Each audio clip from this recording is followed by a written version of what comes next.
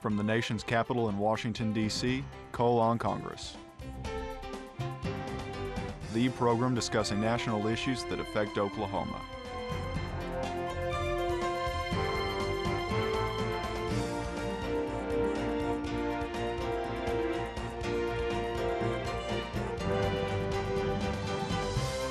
Your host, U.S. Representative Tom Cole. Thank you for joining me today for another episode of Cole on Congress. Today we're pleased to have with us Congressman Tim Walberg. Tim represents the 7th District of Michigan and is currently in his 3rd term in Congress. Prior to that, he served in the Michigan House of Representatives from 1983 to 1999. He sits on the influential Oversight and Government Reform Committee with my good buddy James Langford from Oklahoma, as a member of the Education and Workforce Committee, where you're with Chairman Klein, maybe my closest friend in Congress. And you've got a kind of unusual way to get here. I mean, it's been an interesting road for you, interesting combination of a faith-based career and a political career. What got you interested in running for Congress in the first place? Well, Tom, it's great to be with you in such a warm spot for Oklahoma. It was a place where my son's life was altered, and my youngest son had a heart ablation at the University of Oklahoma. Dr. Jackman, successful, ultimately got in the Army, even with a heart surgery in his background. So thank you, Oklahoma. Yeah, I was a pastor, and a happy pastor. I loved doing what I was doing. So you clearly fell from grace because you're in Congress now. So people say I went to the dark side. Yeah. No, you know, God moves in strange ways times, and I'm delighted I've had the opportunities in politics. It's a place of ministry. It's a place of dealing with values, and you and I coincide on the issues related to what really made this country tick, and it went back to the heart and minds of people who understood that we were made for something greater than just taking care of ourselves. But you showed a lot of tenacity getting here. I mean, you had a wonderful career, obviously, in the Michigan legislature, but then, you know, we're in a very crowded multi-way race, and unlike Oklahoma, as I recall, Michigan doesn't have a runoff primary, and weren't successful the first time, came back, took out a sitting incumbent, never an easy thing to do. We're immediately in a targeted race. You know, had to run in a really bad year in 2008 and didn't quite make it back, and then got up and came back in 2010, and now obviously again in 2012. It's extraordinary. I mean, what gives you that kind of energy? Well, maybe some people say I can't keep a job. I say it's tenacity. I wrestled in high school and college. Of course, Oklahoma's a great wrestling state. But sometimes when you have to neck bridge in order to make it the next period, that's what you got to do. And sure, I lost in 2008. I appreciated all the help you gave me. You came to my district, but it was just a bad year, and the Obama landslide took me out. Ultimately, this is why I'm not a fan of term limits. I say the people ought to take the responsibility, and they did. They put me out, and then they said, after 2 years give us a do-over, guys, come back in. Have Tim back. And so I beat the guy who took me out, and I think now they were happy with me. We take nothing for granted. It is a swing district still, but I believe in living your principles, and so the conservatism that says America works best when we let America's people work their lives, have the liberty to do the things they need to do, have the resources that grows jobs, that builds an economy, that builds independence, that takes responsibility, sometimes risks and loses, and sometimes risks and win, but if government stays out of the way and says, attaboy, attagirl, get up and go on, we work best. So well, I think that's one of the things. Well, I think it's one of the things people admire about you here. I think back in your district too, having had the opportunity to go there, is that you are consistent. You actually do the things that you say you're going to do, and extraordinarily even-tempered. There is a serenity about you. I can see the ministerial background a little bit that, quite frankly, a lot of us, myself included, envy. I think you've got peace at the center in a way that a lot of people don't, and it shows. Well, when God places you in a sweet spot, I believe He has sweet spots for each of us. We found it. Some people look at it and say, what in the world? I'm going to say, if this is a sweet spot, I don't know what you did, but I've clearly got a lot to answer for. But let's talk a little bit about what you're up to now, because you're not only on a couple of really significant committees. I mean, everybody has been following what you guys have been doing on oversight, and you know, you're now entering into that senior member type status. You're a subcommittee chairman, workforce protections. What are the things you guys are specifically working on in your subcommittee? And then I want to move you to some of the hot topics that you're dealing with collectively. Well, in our subcommittee, of course, we have responsibility for things that are very non-controversial. OSHA, MSHA, mine safety, Davis-Bacon, prevailing wage, Fair Labor Standards Act. We're looking at a number of areas there because, frankly, the 1938 law doesn't necessarily work now. We've changed a lot. We continue to push back on unnecessary bureaucratic regulations. When you look at $1.75 trillion annually spent by businesses, primarily small businesses, just to deal with the white paper that they have to put out for regulation, that's a problem. That gives disincentives. So we're holding all sorts of oversight hearings, asking questions, whether it be in the area of mine safety or whether it be in silica standards that the Department of Labor and OSHA wants to increase, when in fact we have not seen a problem there. The only problem is they're not enforcing the present standards. And if they did that, we'd probably be at least as well off as we are now, and maybe even a little bit better. So I think that's what John Klein, your good friend, the push he's given me. Let's do oversight. Let's make sure that people understand we're concerned that workplace is safe. But we also want to make sure that as we make sure someone comes to work on a given day and then goes home sole, put together and unhindered, we want to have a job to come back to the next day as well. So that's that fine line that we have to not cross in a negative way either way. Well, I tell you, from the small business people that I have that are in the kinds of businesses where they see OSHA regulators a lot, they're grateful for what you're doing because they really, again, my business folks all the time will say the tax burden is bad enough, but honestly, it's the regulatory overreach of this administration that is really threatening my business. Well, when you see people who do things like are done in your district, and sadly, a lot is being done now in roofing, putting roofs back on, what you've had to go through with the tornadoes. We had a hearing where we had the director of OSHA, Dr. Michaels, in front of us. He had a picture set up of a construction project with roofing going on. We had some roofing contractors there to talk about the issues, plus Reed Ribble, who is a roofing contractor and serves with us in Congress now. He sat in on the committee, and at one point in time I said, delighted to have Reed here. He is one of you. Reed, what would you say to Director Michaels? And he said, first of all, Director Michaels, I've done a lot of roofing in my life, and that picture you have out there is a great picture for new construction. But you're trying to enforce pre-existing issues with new construction. They don't work. If I did that with my guys who are coming to repair a roof, no matter how high they are, they would be in peril. It would cause injury. Now, when you have tie-downs like that under new construction, it's a different story. So you have to understand that there are best practices in the industry that work better than what you're suggesting here, and you ought to listen to us. Thankfully, that worked, and they backed away. But as you know, bureaucrats with an intention will always come back, so we have to keep pushing there. Do you guys ever have any interaction with your Senate counterparts? Obviously, you're a pretty conservative Republican committee, as you are committee chairman or subcommittee chairman. We got a very different United States Senate on the other side. Ever any chance for dialogue with them and finding ways we can, work together on some of these issues? We try. We certainly try. And thus far, I think the best thing we've had the capability of doing is not doing anything. Letting them know that we're interested in working, but these are some parameters. And so far, they haven't come calling again. And they haven't pushed legislation we thought they might.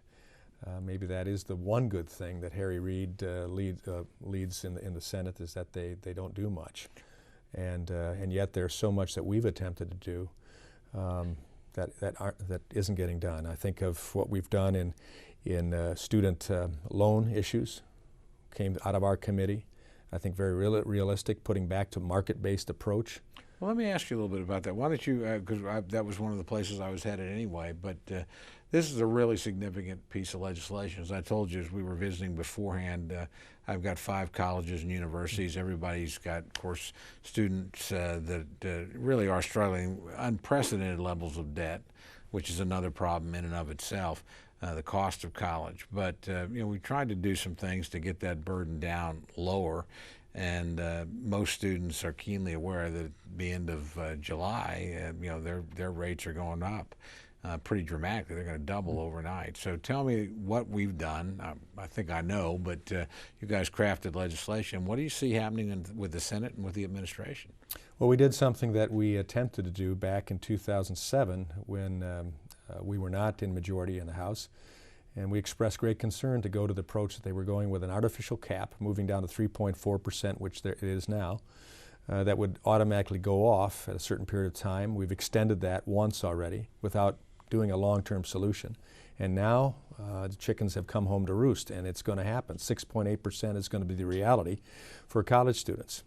We said all along we ought to stay with the variable approach, the market approach. It always works better. At least we're not artificially propping up something with the taxpayers paying for it, and even worse, giving incentive to students to make bad decisions about entering into college and specifically college loan debt.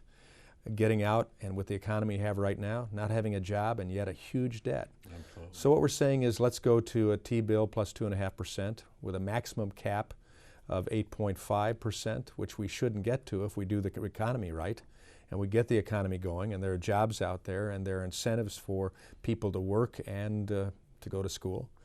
I think also we give incentive there. If a person looks at the going rate and says, you know, I better slow it down a bit and take my time going through college and maybe pay as I go. Or, you know, maybe I should go the trade route. I might be more fulfilled doing that, plus I don't have the college loan debt, and I can have a job that may be my sweet spot and will provide me a very good income right out of the training program. So, you know, my position as a part of the Education and Workforce Committee is to say education is integral to a successful society, but there ought to be competing forms, and there ought to be variety of forms so that every student, as my 3 kids, all learn differently. One went the vocational route, 2 went the university route, and it worked. It worked for all of them, and I think we ought to offer that opportunity. So by saying here is a long-term solution to the college student loan issue, it is a T-bill plus 2.5%.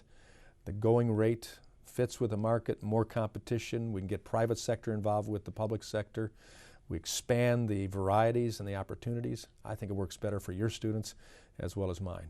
In terms of, as I understand it, the legislation that you guys crafted in committee, moved through committee, we've now moved through the House of Representatives, is not that distant from what the administration's initial proposal was. The president was talking about something quite similar to this. So I've been mystified, number one, that he threatened to veto the Republican bill, and number two, he doesn't seem to have used his influence on the Democrats in the Senate, who have a much different approach. We are actually much closer to President Obama in this than Senator Harkin and his committee is. And Arne Duncan as well, Secretary of Education. I've heard from my chairman, John Klein, that as recently as this morning there starts to be some movement. And I think the Senate is starting to realize that, wait a second, this deadline is coming, and we have to do something. We just can't let it go.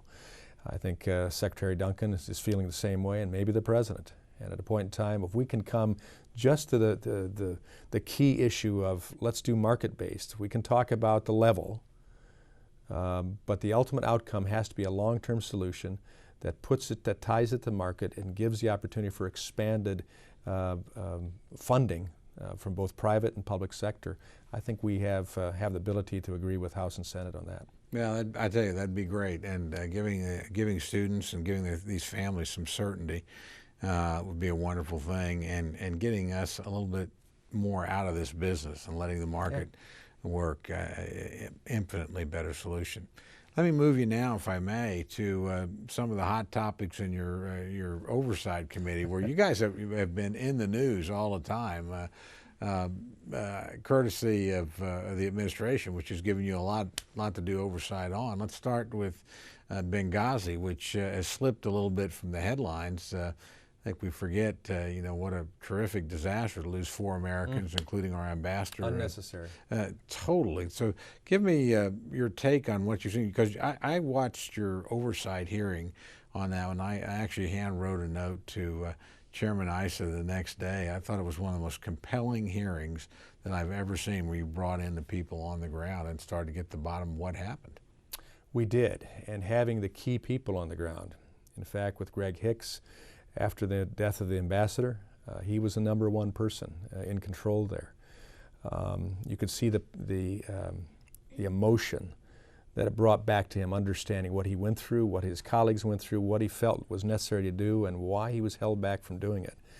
When Chairman Issa and myself and several other members of the committee traveled over to the Benghazi region, we met with, as I recollect, 9 different ambassadors or charged the mission at 9 different embassies or consulates in the region surrounding that, including the FAST team in Rota, Spain, the Marine Force, that was trained, ready, tabletop ready to handle this situation, and yet were basically told to stand down. We came away from that trip talking with all of the embassy staff, the security, the CIA people, saying that there is no reason why that should have happened. America was prepared. America had information significantly before the events of 9/11. And we responded totally opposite of what you would expect us to have done. Well, let's start with that. This will continue.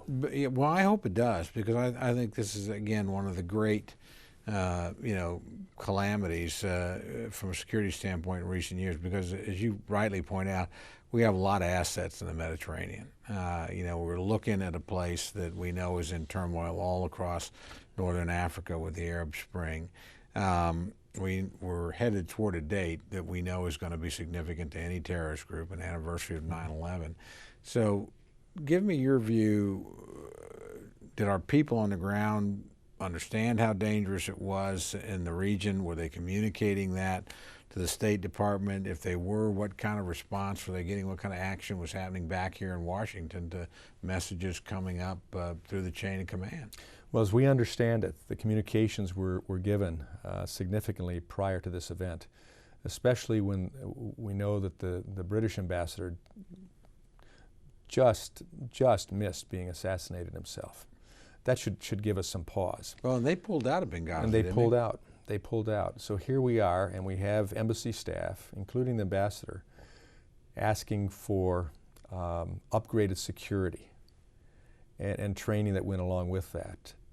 And it was he and the others making the calls were given a deaf ear and a rejection on beefing up the security that they had. Now, if you read the testimony or listen to the administration accounts, that information supposedly never got to Secretary Clinton's desk. She was a key decision maker as the Secretary of State. Do you have any indication if it did? If it didn't, why in the world not? You'd think of an ambassador in an area like that is telling you this is dangerous, we need extra security.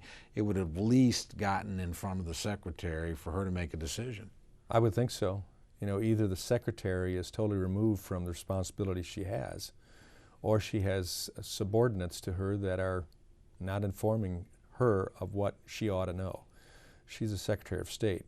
We have very strong reason to believe it got close to her if it didn't get to her. And I think that's what the coming hearings will key in on. There have been several top-level officials who have been deposed in recent days, significant depositions in time amount and relationships that we look forward to having in front of us. Another thing that concerned me, and you correct me if I'm wrong on any of this, is that it's my understanding that Secretary Clinton's chief of staff literally told Mr. Hicks, the number 2 at the not to talk to members of Congress, not to talk to our colleague Jason Chaffetz, who sits, if I'm correct, on the Oversight Committee with you. He certainly has a responsibility himself to be inquiring, and you would think that people on the ground would have a responsibility to talk to him. And to be shadowed by a handler the entire time that Jason Chaffetz was there. Yeah. That's unheard of. And I remember in the hearing, Jason asking on several occasions, has this ever happened before? Was this ever the policy before with a member of Congress? And no, it wasn't. This was unique. What were they trying to keep from being asked and responded to? What is being hidden? And I have reason to believe that as this moves forward with the due diligence that's necessary, this is not being taken lightly. It's not being taken in a political witch hunt fashion.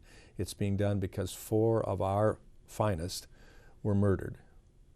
America's reputation was besmirched. Allies of ours, in the sense of nationals that were there, that were supportive of us, that we hired, were killed as well. Injuries took place, and the sovereign nation of America on that ground, as it were, which it is, was stepped on. And I think beyond that, there are Foreign Service personnel of ours that wonder, because of this, if it were to happen at their location, at their placement, would they receive the same lack of support?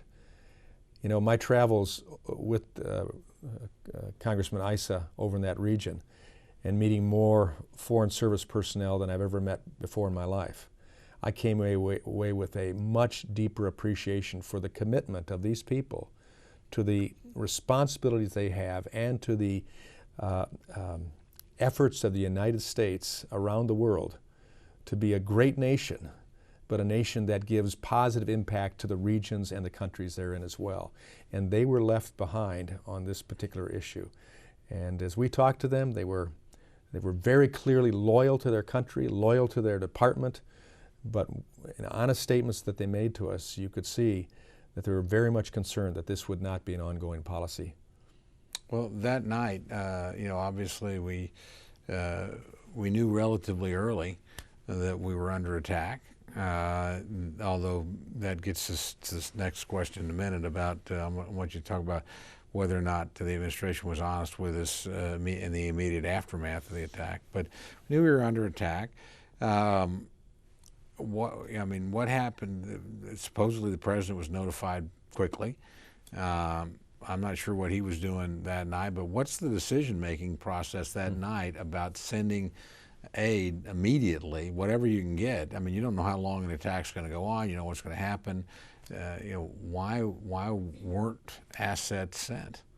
Well, the question comes, why could they even say, as they're saying now, that it would have taken too long to send teams to intervene? How do they know? How do they know how long this was going to happen? And it went over 2 time periods. Mm-hmm. We know that the capabilities of our Marines and the intervention forces that are over there could have made it. The question comes, who made that ultimate decision? The response by Greg Hicks and one other member, I don't believe it was Colonel Thompson, it was Greg Hicks, was asked directly, what level of person would have been able to make that call? And his response, it had to be a Senate-approved personnel. Okay. So that puts us at a deputy or the Secretary of State herself. Now, as information comes out, and I think, Tom, you know as well as I do that in this day and age, people will probably appreciate, respect, and believe more so if it comes from a whistleblower. Absolutely. Than it comes from a member of Congress. And I know for a fact there is more information that's going to come out on this. And it leads me to wonder why people like Susan Rice now has been appointed to a position that is shielded from subpoena. Is there a question there that we're going to miss getting answered because of that? Why did the president take her and appoint her to the position she is in now, when we know that people like Greg Hicks and others, those whistleblowers, have been demoted or laterally moved to other positions because they were willing to stand up and say there were things that could have been done that weren't done, that we call for people on the ground who knew what was taking place, and yet we were disregarded on that. Well, I tell you, one of the things that disturbs me the most, I mean, you know, we clearly ignored warnings. We clearly mishandled the situation once it began. But I think also it looks to me like the administration consciously misled the American people about what had happened in the immediate aftermath. And we have for days, we're hearing this talk about spontaneous demonstration when we knew that night that wasn't true. We're hearing talk about a video, and we know it had absolutely no connection with what occurred in Benghazi. And the president of Libya indicated that that wasn't the case. Yeah, we're insulting people here that are actually on our side. And Look, this isn't just some State Department spokesman. This is the ambassador of the United Nations going out on national television systematically repeating talking points that somebody certainly should have known, for days afterward. Sure. Yeah. And where was the president? And we still don't know that, do we? No. I mean, we had pictures of him being in the war room when Osama bin Laden was taken down, and I applaud him for being there at that time to see that happen and lead that happening. But where was he on this when our people were dying?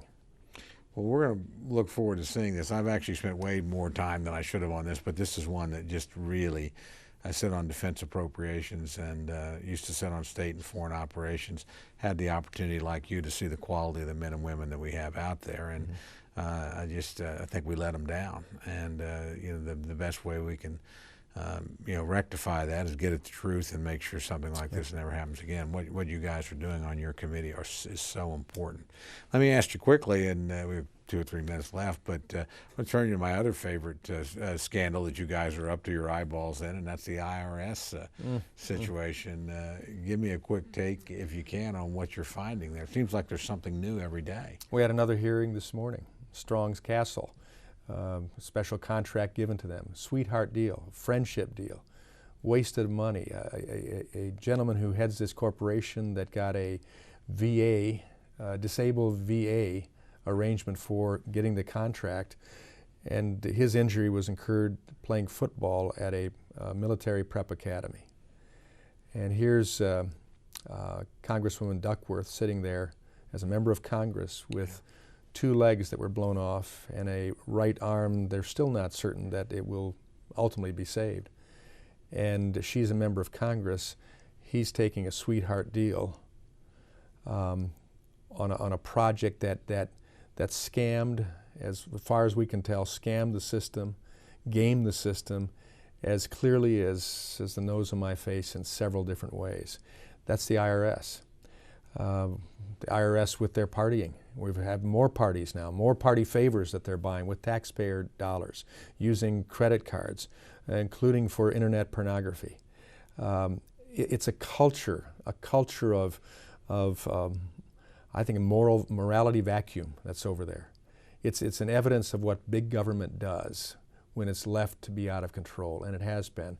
Then you ask them about questions about targeting conservative, religious groups, and they come back with, well, we also had checks on some progressive groups.